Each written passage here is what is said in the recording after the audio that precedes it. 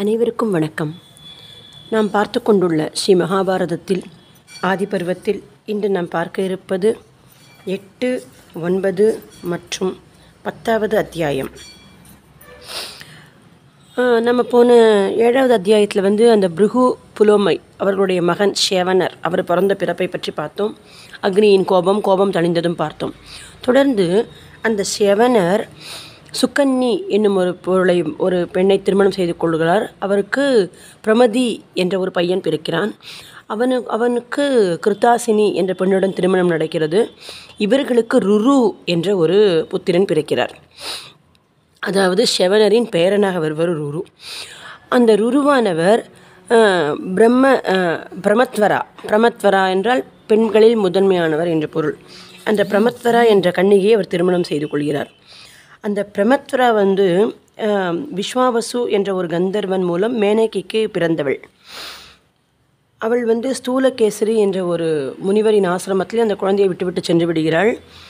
விஸ்வாவசு என்ற கந்தர்வனுக்கும் மேனகைக்கும் மகளாக பிறந்தவள் இந்த பிரமத்வரா என்பவள். அவளை இந்த ஸ்தூலகேச மகரிஷி கண்டு வளர்க்கிறார். இந்த ருரு அவளை காண்கிறார். நம்ம ஷெவனரின் பேரரான ருரு அவரை கண்டு அவர்களுக்குள்ளே மோகித்து திருமணம் செய்து கொள்ள நிச்சயிக்கின்றனர். அந்த நேரம் பார்த்து ஹஸ்த நட்சத்திரத்தில் திருமணம் செய்வதாக முடிவு செய்தனர். அப்பொழுது திடீரென விவாக காலம் பக்கத்தில் வந்தபோது இந்த பிரமத்வரா பெண்களுடன் விளையாடி கொண்டிருக்கிறாள். அப்போ ஒரு நீண்ட பாம்பு படுத்திருக்கிறது. அங்கே தன்னுடைய காலுக்கடியில் பாம்பு படுத்திருப்பதை அறியாத இந்த பிரமத்வரா அந்த பாம்பினை மிதித்து விடுகிறாள்.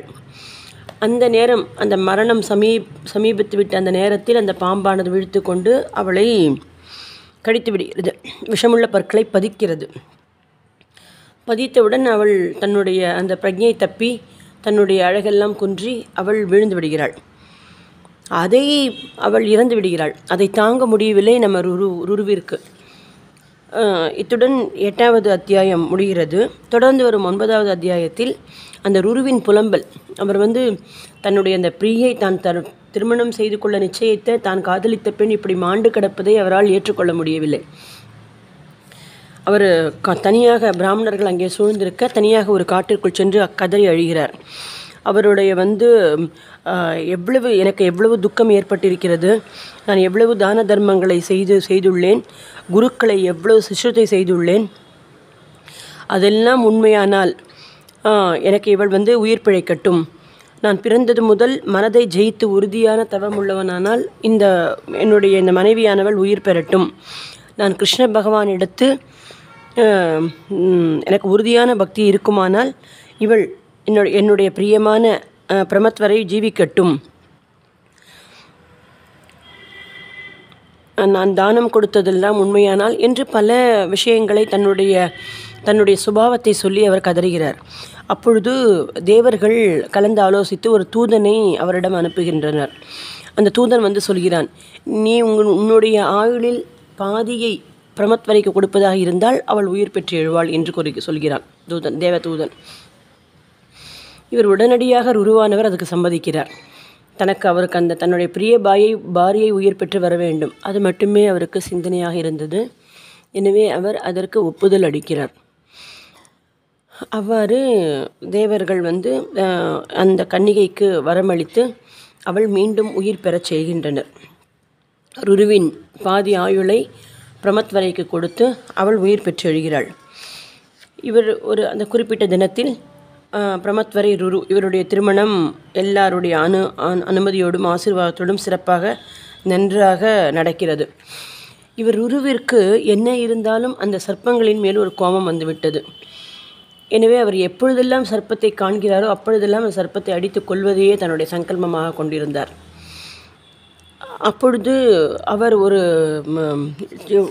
வழியாக செல்லும்போது அங்கே ஒரு பாம்பு, ஒரு தண்ணீர் பாம்பு படுத்திருப்பதை கண்டார். வழக்கம் போல் அவர் தண்டாயத்துக்கு ஒப்பான ஒரு தடியை எடுத்துக்கொண்டு ஓங்கி அடித்தார். கொல்ல போகிறார். அப்பொழுது அந்த நீர்ப்பாம்பு சொல்கிறது அவரை பார்த்து, தப்போதனரே, நான் உனக்கு எந்த தீங்கும் செய்யவில்லையே, நீயே என் மேலே கோச்சிண்டு என்னை அடிக்க வர என்று கேட்கிறது. இத்துடன் 9வது அத்தியாயம் முடிகிறது. தொடர்ந்து வரும் 10வது அத்தியாயத்தில் அந்த ருருவுக்கும் தண்ணீர் பாம்புக்கும் நடந்த சம்வாதம். அப்பொழுது ருரு சொல்கிறார், இல்லை, எனக்கு உயிருக்கு சமமான என்னுடைய பாரியை ஒரு பாம்பு தீண்டியது. அது அன்று முதல் நான் சர்ப்பங்களை கொல்லுவதையே ஒரு சங்கல்மாக கொண்டுள்ளேன். என் கண்ணில் பட்டால் நான் கொன்று விடுவேன் என்று சொல்கிறார். அப்பொழுது அந்த தண்ணீர் பாம்பானது சொல்கிறது, சர்ப்பங்களில் பல வகைகள் உண்டு, சுபாவங்கள் வெவ்வேறு, சௌக்கியங்கள் வெவ்வேறு, ஆனால் உபத்திரங்கள் மட்டும் ஒன்றாக வருகின்றன. நீர் தர்மம் தெரிந்தவராய் இருந்தும் தண்ணீர் பாம்பினால் உங்களுக்கு ஏதும் ஆபத்தில்லை என்று தெரிந்தும் என்னை கொல்ல முயல்வது சரியல்ல என்று கூறுகிறது. இந்த சொல்லை தண்ணீர் பாம்பு சொல்ல கேட்டபோது ருருவானவர் சிந்திக்கிறார். பாம்பே, நீ யார்? நீ ஏதோ ரிஷி என்றே நான் அறிகிறேன். எதற்காக உனக்கு இந்த தண்ணீர் பாம்பு தேகம் கிடைத்தது? உண்மையில் நீ யார் என்று அவர் கேட்கிறார். அப்பொழுது அந்த தண்ணீர் பாம்பு சொல்கிறது, ருருவே, நான் முன்னே சகஸ்திரபாத் என்ற பெயருள்ள ஒரு ரிஷியாக இருந்தேன். அப்படி இருந்த நான் ஒரு பிராமணனுடைய சாபத்தினால் இப்படி தண்ணீர் பாம்பாக மாறியிருக்கிறேன் என்று சொல்லிற்று. அதற்கு ருருவானவர், உத்தம சர்ப்பமே, ஏன் உன்னை அந்த பிராமணன் கோபத்தினால் சபித்தார்? எவ்வளவு காலம் வரை நீ இவ்வாறு இருக்க நேரிடும் என்று அன்புடன் வினவினார். இத்துடன் 10வது அத்தியாயம் முற்றிற்று. ஸ்ரீ ஹரையே நமஹ, ஸ்ரீ ஹரையே நமஹ, ஸ்ரீ ஹரையே நமஹ. ஆண்டவன் அருள்.